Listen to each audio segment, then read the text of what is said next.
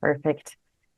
Good morning, good afternoon, everyone. Welcome to Collaborate for Change, Dementia-Aware Responses in Later Life. My name is Benedict Schöpflin. I'm the Executive Director of the Canadian Network for the Prevention of Elder Abuse, known as CNPEA. And I am thrilled to see so many of you registered to be here today to mark Victims and Survivors of Crime Week with us. So very briefly, if you don't know us, CNPA is the sole pan-Canadian organization that is dedicated to elder abuse and neglect prevention in Canada. Our mission is to build awareness, support, and capacity for a coordinated pan-Canadian approach to the question of elder abuse. And we are very happy to be able to hold this event with the support of Justice Canada today. Before we get going with today's symposium, I'm going to ask my co-organizer, Rayanne Rideout of Elder Abuse Prevention Ontario, to join me for a land acknowledgement and to take us through a few tech reminders after that. Rayanne, all yours. Thank you, Benedict. So we acknowledge that we gather on the traditional territory of a number of First Nations and acknowledge their stewardship of this land and its waters as protectors of its natural abundance throughout the ages. We seek a new relationship with the original peoples of this land that remains their home to this day. May this relationship be one of peace and friendship based in honor and deep respect.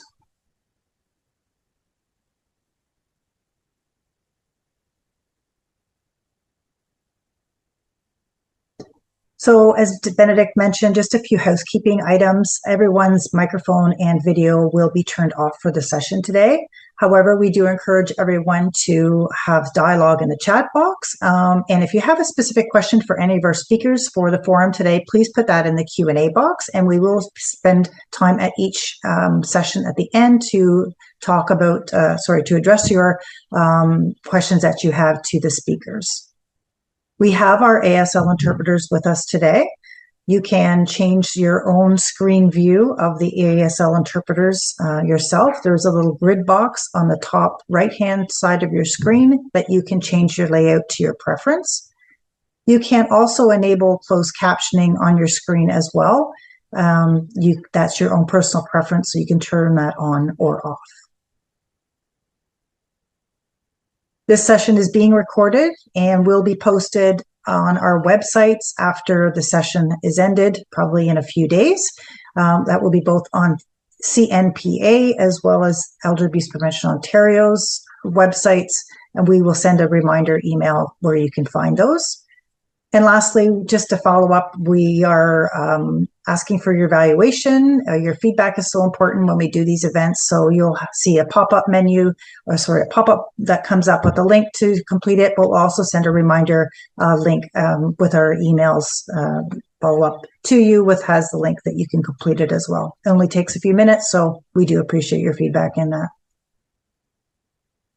So as Benedict mentioned, I am assisting as co-host with the organization of the event, which is excellent. We always enjoy collaborating on these type of forums.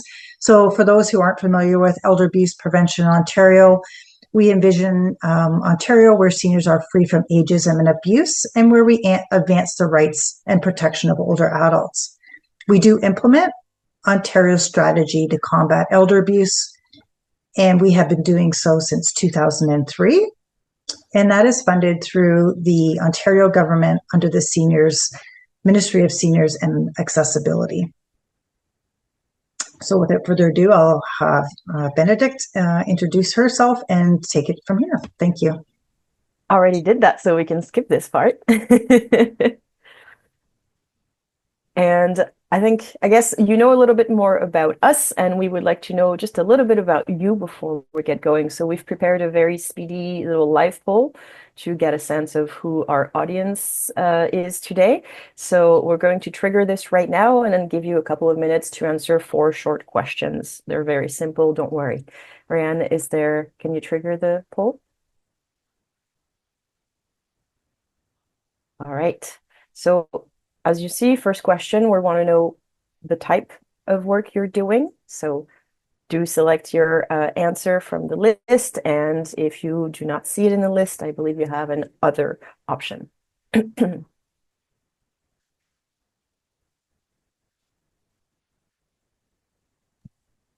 I think all the questions launched at the same time, so people are answering them Oh, all perfect. together. So yeah, Even better. I am old well, school. quicker. I thought it was one question at a time. Even better. So yes, first question, what sector you work in? Second question, whether you are familiar or trained on violence in later life. Yes, no, or a little. Third question, whether you are familiar with or trained to address the role that dementia can play in matters of elder abuse and violence in later life and how to address it. And fourth question, whether you are currently part of any form of coordinated group committee that addresses cases of elder abuse or GBV in later life. And skip the fifth one because that's for the post-event poll. Thank you. We So got we ahead of almost, ourselves. Okay, yeah, we're about 50% of participants answering. That's wonderful. Meanwhile, I'm going to have a look at the chat box, give everybody a second.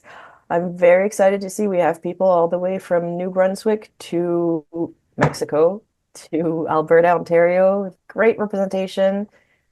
Thank you so much for making it today. I know with the time zones, it can be a little bit befuddling, even for us.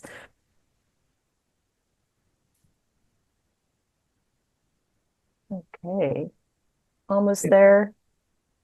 Thank you so much for being so quick with this. This is really helpful. We'd love to know more about the people who join us.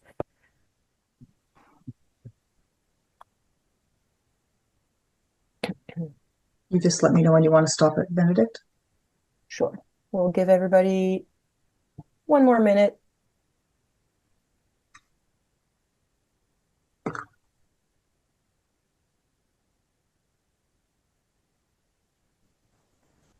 Uh, Someone is telling us in the chat box they only got the first question.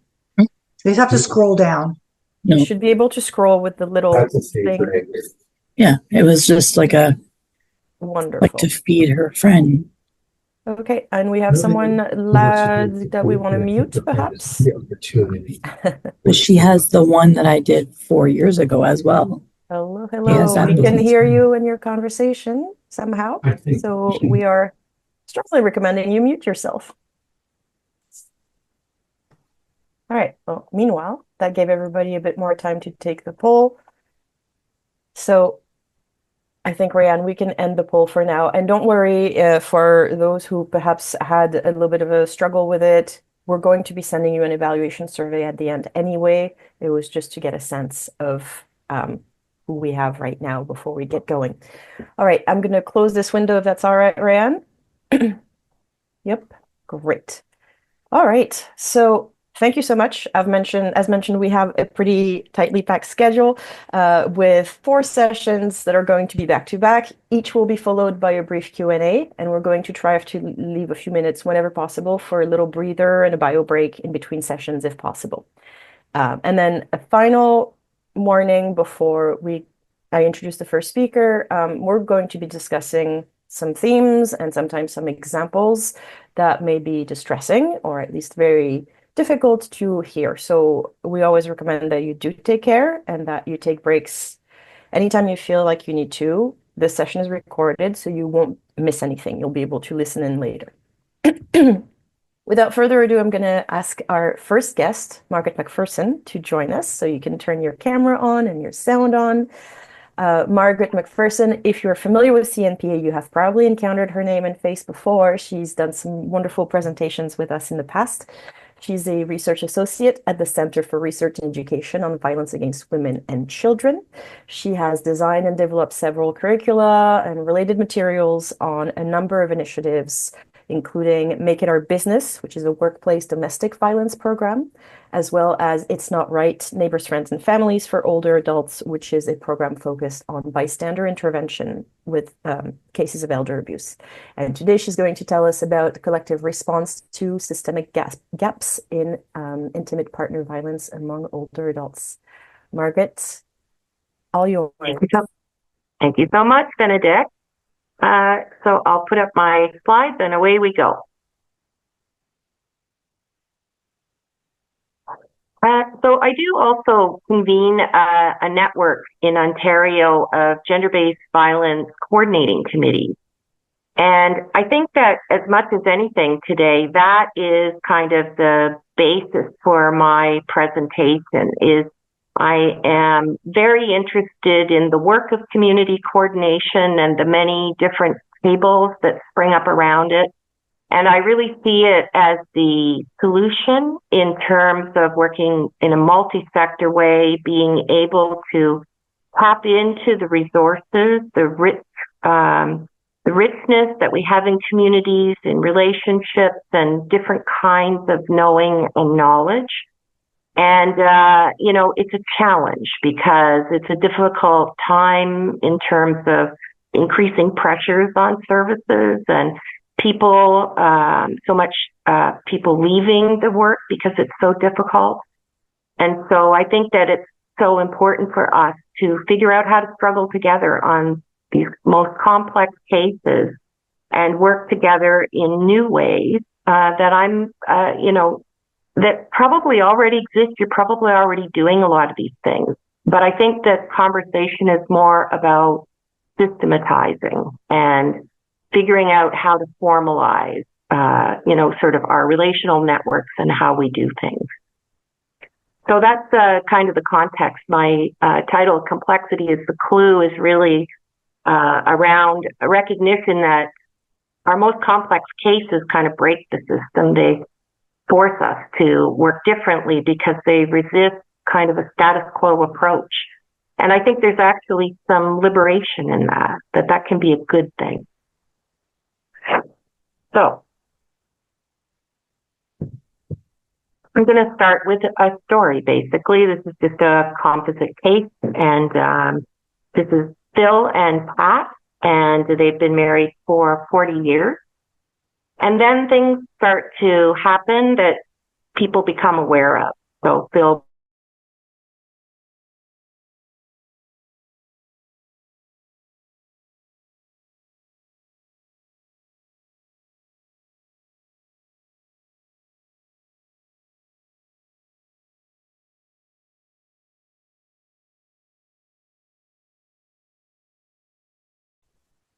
a social worker visits and has also concerns about Phil's depression and actually, thinks that perhaps there's some suicidal ideation happening. She talks with Pat, sees signs, and is concerned about how much Pat may be drinking. A doctor prescribes depression medication for Phil.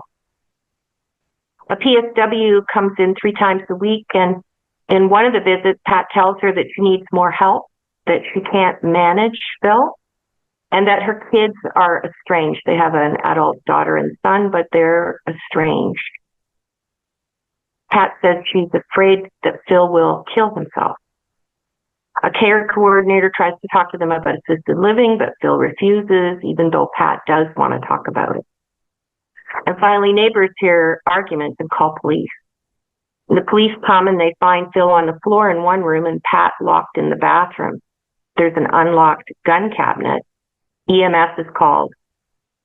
And it's clear that they can't go home to the same situation, and a case conference is organized. And so what you see on the screen is just a sort of a picture of some of the people that might be involved in a call like this. And I want to start by saying that, we're not talking about people not doing a good job or not doing the best they can or even failing services. I think it's much more about our current structures and resources. And so each of those people around a case conference table, whatever it's called, are going to have their own orientation to the issue. And they will see the sort of a main issue and they will have a systemic focus. And so I'm not going to go through all of them, but just so that you have a sense, right, that everybody comes to the table with their own perspective of the issue. And there will be some similarities, but also some differences. And if we go back to the story and the timeline, what people at the table learn is that over the years, there's actually been police calls to the house for domestic disturbances. There's never been a charge laid, but there have been a lot of calls over the years. And we know that, domestic homicide is sort of a growing issue. Over the last few years, we've seen increases in older couples. And it is the death rates that are the hardest kind of proof that domestic violence is a significant gendered issue. That's also growing as the population ages. And I do want to say that, people of all genders experience and commit violence. And we need to take a gendered approach. We have to use a gendered lens because our interventions need to be different for different groups. So I wanted to talk for a minute about domestic homicides. What do we know how it differs when it is an older couple? Since 2009, we've seen a pretty significant increase in police-reported family violence. We also see that, seniors 65 years and older, it's a significant number. Senior women have a higher rate than senior men. Women account for nearly 6 in 10 senior victims. And in 2021, family violence against seniors was 8% higher than the year before and 14% higher than before the pandemic. Between 2000 and 2020, there were, 944 domestic homicides in Canada. And there you can see a breakdown between the male homicide victims and the female victims. Significantly, domestic homicide accounts for like 18% of all older adult homicides. And 82% of the victims are female. And so that's why when we talk about gender-based violence, and especially when we're talking about the cases where there is the highest risk for lethality, it's most often going to be a female victim and a male perpetrator. Based on the analysis of a variety of studies, there are, things that we can discern about these cases. As I said, the older perpetrators are almost always male. Often there are pre-existing medical illnesses, and perpetrators can be the caregivers to chronically ill spouses. The person committing the harm may have a history of psychiatric conditions, mood disorders, depression, psychotic delusional conviction. Few of them have received any kind of psychiatric help. Mental illness at the time of the offense is quite common. Depression is noted in as many as 75% of the cases, which is incredibly high. And then you have other factors like adverse childhood experiences, past legal issues, stressful and or traumatic events shortly before the homicide. And in cases of older couples, they have the highest rate of homicide-suicide. So you see if, the link between homicide and suicide is one that is not made enough. We need to do this more often, especially when the domestic violence is present in the relationship. So you can see that in younger perpetrators and perpetrators over the age of 65, there's also quite a significant difference in, some of the sort of the risk factors, the elements that are cited. Recent mental health issues is very high. Recent stressors, so life changes. Mercy killing really only shows up in older couples. And of course, we know with mercy killings that, they're anything but merciful. And the victim rarely has anything to say about it. So what can we do? I'm talking about complexity is the clue because it forces us to work differently. And so if we come back to this picture of a variety of people who will be around the table, and I think this isn't uncommon that gender-based violence services are not there. So we add them into the mix of people around the table. And they also come with their own lens on orientation to the issue and the focus that they bring to it. And so I think that what I want to suggest, first of all, is reading this case through a gender-based violence lens is a way to organize a table, to be able to think about what's happening with that as the sort of the primary orientation for everything else that's happening. And we know that, this is one of the gaps we see in the literature from research studies, death reviews, inquests over the years, is that outside of the gender-based violence sector, human service professionals, generally speaking, are not usually trained to recognize warning signs and risk factors, and that is a huge problem. So that's one of the recommendations, is about teaching everyone, no matter what sector you work in, to be able to recognize warning signs and indications of escalating risk, how to respond safely and effectively, and where to refer to find help in the community. So recognize, respond, and refer. We should all be doing that. Because intimate partner violence, which is one form of gender-based violence, it's a pattern. It's not an event. And so what we're talking about is ongoing patterned misuse of power and control.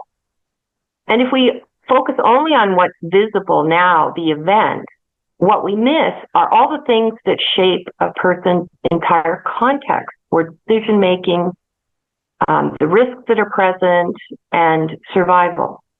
So without an IPV lens, we risk treating the effect instead of addressing the cause. Interpreting through a gender-based violence and intimate partner violence lens means kind of alters the meaning of everything else and how we read it. So dementia, disability, dependency, substance use, mental health, housing, instability, all of these look different when abuse is present. A woman's forgetfulness might not just be cognitive decline, it might be trauma. A man's vulnerability may obscure years of domination and control. A refusal of service might not reflect informed consent, but more be about fear and coercion and just trying to stay alive. So if we don't center intimate partner violence, we're looking through the wrong lens and are in danger of acting on the wrong conclusion.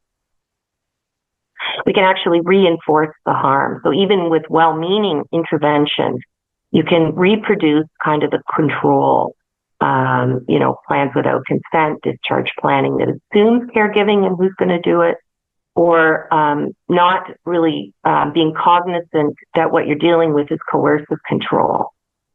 So systems that rely on capacity, evidence, or compliance without that IPV lens will often penalize survivors and reward the person who's causing the harm because he prevents well. It also means that risk gets missed. So coercive control is one of the strongest predictors of femicide, domestic homicide. And if we ignore because there's no bruise, we allow lethal violence to really go unrecognized. So the orientation to intimate partner violence is not about blame. It's more about accountability, context, and safety.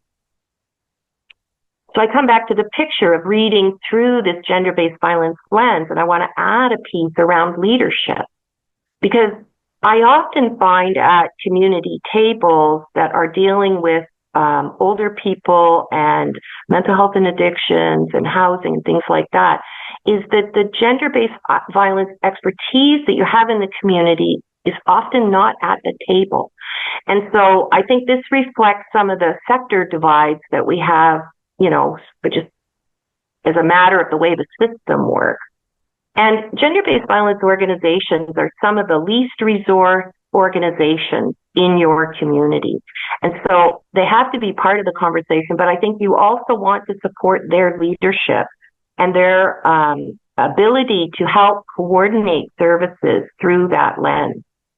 And it's not about a hierarchical leadership. What I'm talking about is shifting to more of a relational leadership, where all services recognize the limits of what they do know, but also their expertise, so that they have something to teach and always something to learn from each other. So creating the conditions where people are teaching and learning about what they know when they're, working with a family and working with the sort of the uniqueness of the people that are involved. And so I put these all onto slides because I know we share the slides after, but I'm not going to read through them. I just really wanted to make the point that look at this, like there's so much expertise that we have, and it is bridging the gap between sectors and services. That's where the work lies. And the challenge is that nobody's really funding that work. And so, as with a lot of innovation, it's up to us to figure out how to do it and how to create the conditions where, we can work together on these complex cases and bring to bear all of the expertise and the different perspectives that we have at the table to support the family. The next sort of lens I want to add is about ageism, and you can see that covers everyone. Like, we all have things to learn, teach and learn, I think, about ageism, right? Older adults are not a monolith. And when we talk about older couples, and sometimes we talk about like from 50 onward, like that, those are generational differences. So we have to resist narratives that flatten older people into stereotypes. Aging does not erase gendered experiences of violence, so ageism and sexism intersect, often making older women invisible to both senior services, also in the gender-based violence sector. And of course, we can't talk about intersections without also acknowledging that who you are in the world, where you sit, also influences your exposure to violence. We know that Indigenous women are 7 times more likely to be killed. So it's not just ageism and sexism. It is a broader sort of intersectional lens, of which ageism is one lens, but it is the one that is most often left out. Harm can be misread as inevitable, or assumptions are made that it's too late for intervention. Older people's decisions are shaped by lifelong survival strategies. So, what you may interpret as passivity or confusion might be more about deep caution, loyalty to the family, a trauma response, or just a learned and experienced distrust of the system because they've had bad experiences in the past. So, the recommendation is always about being curious before judging capacity, credibility, or their choice. Caregiving roles can be coercive. What are the expectations of duty, even when risk is present? Is it just expected that Pat will be his caregiver? And capacity is not the same as consent. There's an over-reliance on visible cognition with an under-recognition of control that may be at play in the relationship. Older people deserve futures, right? It's never too late to be safe or to be seen. Your story has to be part of, this unique compilation of services that come together. It's the individuals at the center of it. That's why we put them at the center of it, that determines how to move forward.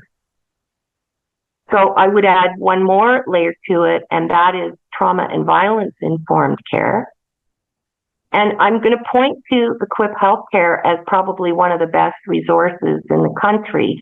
There's been millions of dollars invested in developing equity-oriented care for the healthcare sector, but it also applies really broadly to human services. And this is a Canadian innovation in trauma and violence-informed care.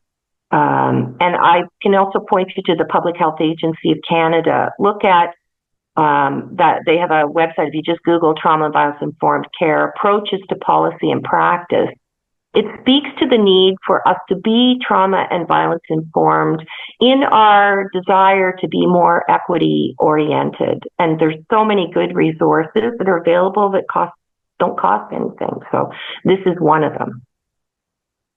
And I think that one of the most important parts of adding the V, so trauma-informed has been around, this is why it's a Canadian innovation. Trauma-informed has been around for many years, and I expect all of you have been, well-trained in being trauma-informed. But we are not trauma and violence-informed in the sense that we are able to zoom out and understand that violence in relationships is not just an individual issue. It is a societal issue. And there are ways in which our society is structured that creates the conditions where violence and abuse become more likely. And so for many years now, there's been a recommendation that we have to develop an ecological approach to the issues. We have to be able to see how the dots are connected.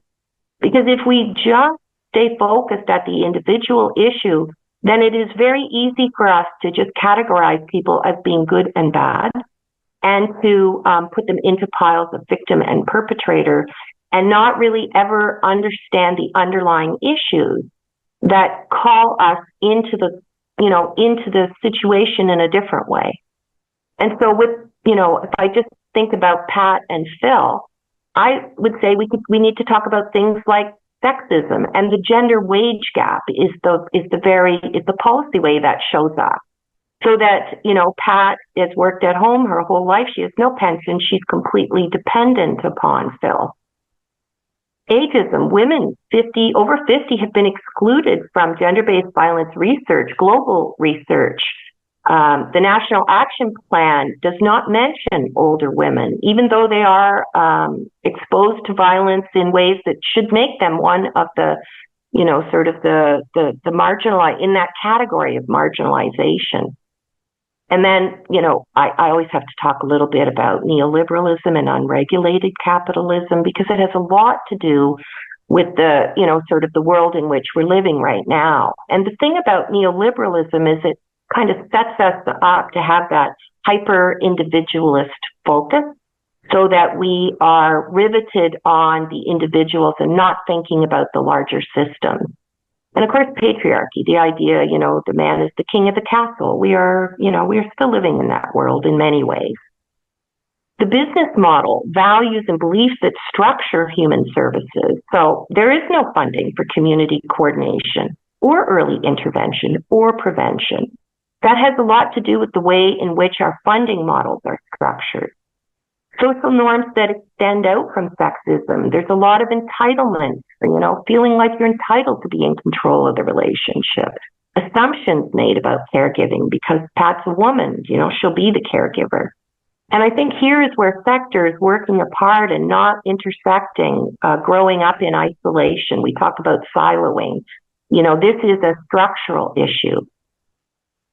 Social norms like mind your own business. What goes on in a home is private. And a cascade of things related to untreated trauma, intergenerational trauma, violence in the home, adult children that are estranged now for maybe reasons that, we don't want to be blaming them for. And of course, at the individual level, we have untreated trauma. We don't know what their stories are. There are really no gender-based violence supports for older people. The dementia diagnosis is likely to be used to explain everything. At least that's what people tell me. It's kind of like everything else then goes, to the back. Pat has no pension. She's financially dependent because of a lifetime of caregiving that has not been valued. And of course, Phil's health is deteriorating, so their risk is increasing. And so we can't just talk about Pat and Phil without sort of being able to zoom out and understand that there are root causes at the heart of the issues that we're dealing with. It's never about the people. I just want to point to, this is a project that we're working on that the Canadian Network for the Prevention of Elder Abuse is leading. And we will be talking more about this in the future. We've developed a guide and tools around gender-based violence, older women, and ageism. And so that will be coming. And the reason that I'm pointing to this is just, we're living in a time where there's more awareness. And one of the things I really understand is that change is not linear, and that the focus that I'm talking about all the way through this is about relational models and valuing relationships, that understanding we are part of an ecosystem, and each person, each organization plays a critical part. And so working together is fundamental. Because complexity, as I said, it resists and refuses, to get in line, to beyond the assembly line of services. These complex cases ask for something different. So we do have to slow down and see differently. And it's critical to start from this person, Pat, Phil, not the protocol, not the event. Understanding that we all have limits, but also contributions to the whole. How do we, what do we need to create for people to be able to contribute? And shared accountability means looking beyond mandates to develop our collective capacity to be able to think and act as a system. Innovation has always come from the grassroots work. When I sit at tables and I see the way those relationships are what will save us now, there's nothing, no policy, no big investment coming over the hill. It is our relationship that we need to be prioritizing. Missing and murdered Indigenous women and girls, the final report called for a new framework that prioritizes relationships and the voices of Indigenous women at the level of the encounter. Each time we meet someone, there's an opportunity for something different to happen, for transformation to take place. And so when we think first from this person, it's about listening to Pat. What does she want? What options does she see? Are we doing right by her? Are we upholding her dignity, her safety, her humanity? And a relational approach to Phil too, right? How do we meet his needs without allowing him to erase Pat's rights, her safety, or her truth? His care has to reflect who he is and who he's becoming, not just who he appears to be now. And so shared accountability means not letting the system default care for one person at the cost of another. It means we have to design our responses that honor complexity without abandoning justice. So how do we prevent further harm while treating Phil as fully human? Can we talk to him about his risk for violence? That is a radical idea that doesn't happen often enough. We have to learn how to do that. So intimate partner violence changes the starting point, right? Power dynamics are always in play and they always matter. Who has power? What kind of power? How is that power being used? We have to learn to consider this together. And I think that in any case where you have older people involved, we should be asking, starting with the question, what if this person is experiencing abuse? What if this person is behaving abusively toward their partner? How does that change our perspective or our intervention? So centering safety, dignity, and control for the survivor, not for the service system. This is my last slide. I just want to end with, this is Future Us, a roadmap to elder abuse prevention that was put out 3 years ago by the Canadian Network and a whole host of partners. It is a pan-Canadian vision for how we can work together to engage everyone in doing what they can for, contributing to a better world. And these are the 3 goals we're working on. And you can see that throughout this presentation, I'm actually talking about 2 of them. We want to prioritize the prevention of elder abuse and neglect. In this case, I'm talking about domestic homicide, preventing femicide. We want to establish and support prevention networks. So these are the places prevention networks never have funding, especially in elder abuse. And so some of your other tables, some of your better resource services, maybe there's a way for you to support these prevention networks. And of course, no matter where you are in the system, we want you to teach everyone in your organization how to recognize warning signs of abuse and neglect, how to respond safely and effectively, how to talk to someone that you're concerned about, how to talk about risks with someone who may be acting in a harmful way, and where to find help in the community. It's all about the relationship, because the future of us is really up to us. So that's the end of my presentation. Thank you so much, Margaret. It's always a pleasure to listen to you. We do have a question that came in, a very good question too. There's an emphasis these days on the idea of aging in place, keeping older people in their homes longer if we can. Do you have any advice on any steps that program planners and senior services or other places could take to better understand individual perspectives when they're taking on a caregiving role? Because they might be placed inadvertently as in a role of caregiver or care recipient and suddenly be at risk. Well, I think, the easy answer for me is this teach everyone piece, right? Like, I think that, I think that that's kind of ground zero. We all need to be able to do that, but we need to do it in a way that applies a trauma and violence informed lens so that we can look at everybody involved, understand that the first principle of being trauma and violence informed means that you are understanding that people's lives and their behavior and the choices that they make come from the context of their history, and so we don't make excuses for abusive behavior. I'm not suggesting that, but I think we have to understand that a trauma lens can also change the way we interact with the situation, always seeing people's humanity and supporting ourselves in that too. This is very difficult work. I think the other thing I like about trauma and violence informed care is people too often are working in isolation. So you yourself need support and people that you can talk to about the situation so that you are also not struggling alone with complex issues. We don't want to leave people, it's like we have to move away from these cases as like the hot potato and figure out how to share the responsibility, but also the accountability and the leadership. Thank you so much for this answer. We've gone slightly over time, but we're still doing great. Thank you.